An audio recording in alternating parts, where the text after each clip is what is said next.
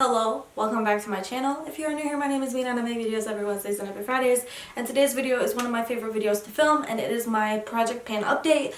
If you don't know what Project Pan update is, it is basically a thing you do to try to get rid of makeup. So you focus on a group of products that you want to use up, and you use them like exclusively until you finish them. And so I have been going through that right now. Personally, I have been going through it. I will put my previous updates down below. I have started my journey. I will put the first video down below so you can know what products I started using and where I've gone through from that. Today we're going to be doing the 3 months update, which I'm very excited for, if I do say so myself. We've gone through some pretty good products. So without further ado and me rambling, we're gonna get started. And the way I usually do these videos is with the way I do my face. So we're gonna start with primer and end with whatever we're ending with. Okay? For primer. Last time I filmed this video, I said that I wanted to be done with my primer. I'm not, but I'm pretty close. I'm pretty sure by the next time I do this video, I'm going to have finished this primer. So in 3 months, that's pretty realistic. This is the primer.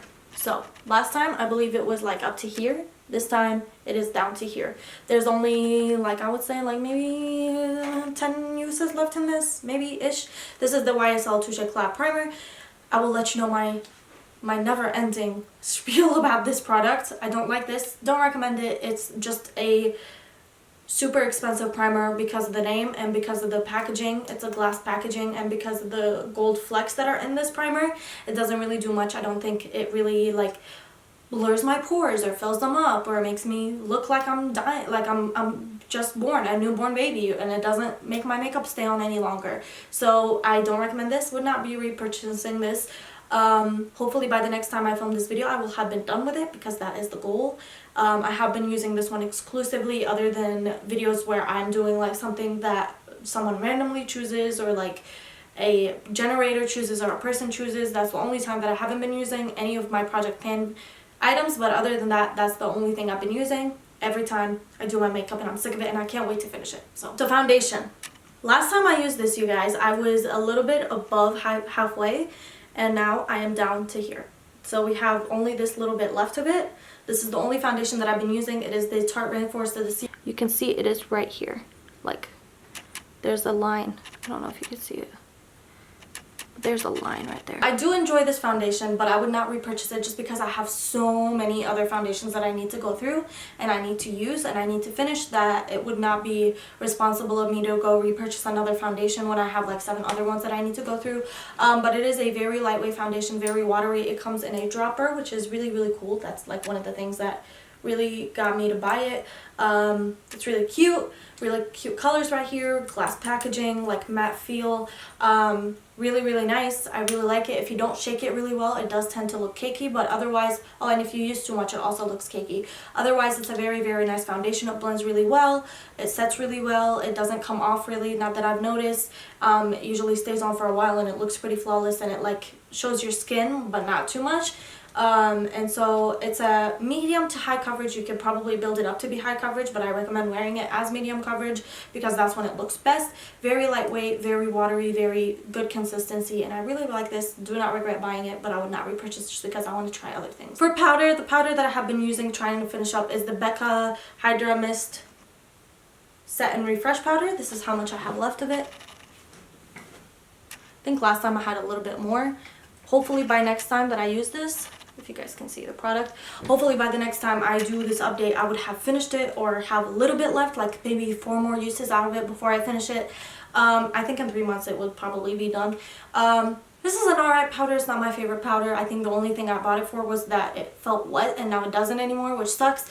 But yeah, otherwise it's an alright powder. Don't recommend it really. There are better powders like the Laura Mercier or the Charlotte Tilbury Airbrush Flawless Finish one, which is really incredible. They're more expensive, but they do set your face to perfection. So I do recommend these, but this is alright. Not really biggest fan of it, but I don't hate it either. Concealer, the same concealer, the Tarte Shape Tape. I'm so sad to tell y'all, like, there literally is no end. Like, you could see it, the sides when I scrape it, like, you could see the sides when I scrape the sides. Like, it looks like it's emptying, but I don't think it's gonna finish by the next time I do this.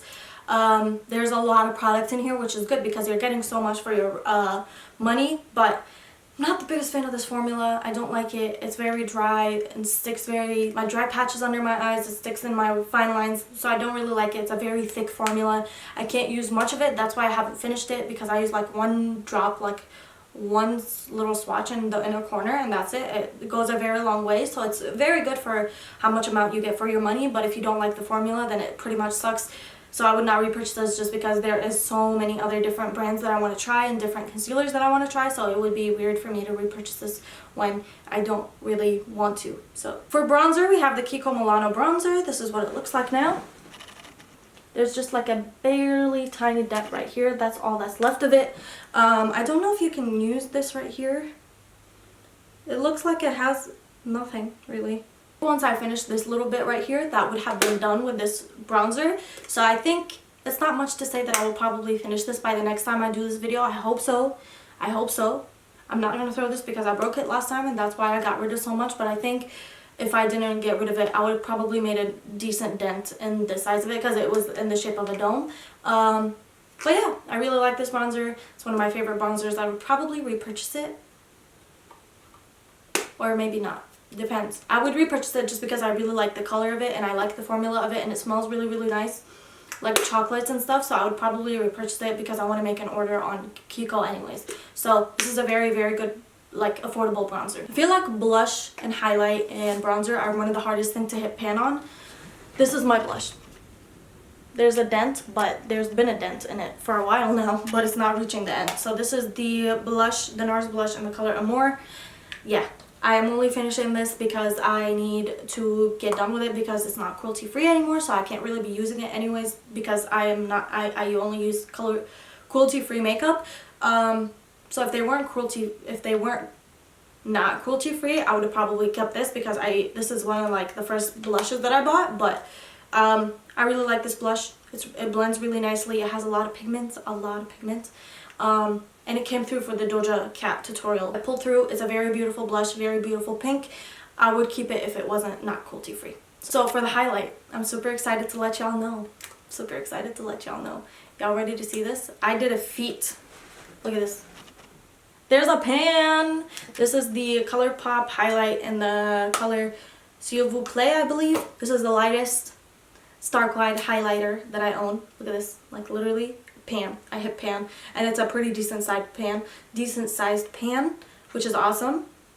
Really awesome for me. I'm really diligently using this as like my inner corner highlight, my brow bone highlight, my actual highlight, my nose highlight, my lip highlight.